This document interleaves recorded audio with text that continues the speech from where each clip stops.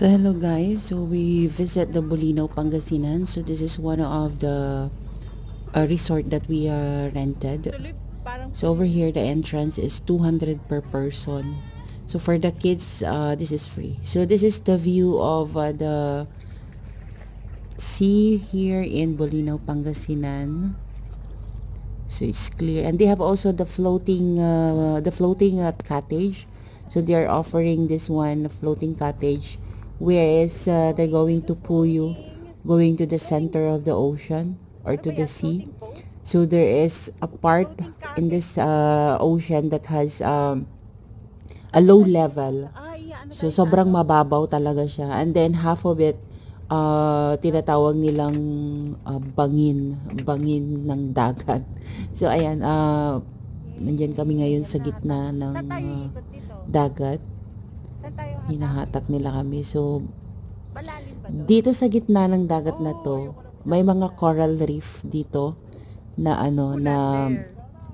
ayan, coral reef. So pwede kang bumaba diyan sa cottage na yan. But on the other side, yan, sobrang lalim, as in.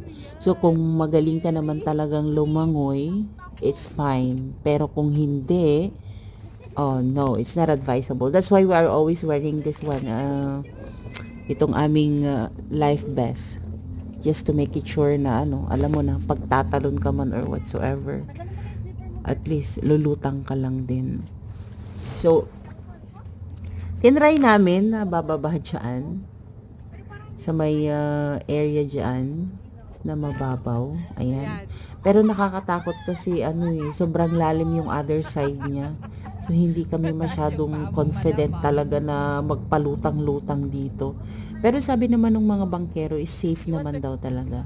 So ayan, if you want to visit the island here in Bulinaw, so you can just pwede naman dyan mag-commute. Madali lang namang hanapin ng mga resort dito. Maraming resort dito sa Bulinaw na ganito yung mga activities, which is pupunta ka dyan para pwede ka talagang mag-snorkeling. Pwede mo nga ring i-dive yung malalim na part na yun dito sa na to. Well, ayan, hanggang dito na lang ang aking video. So, hindi na ako masyadong mag-explain. Ayan, so palis na kami dyan. Tapos na yung aming tour. Okay, bye-bye!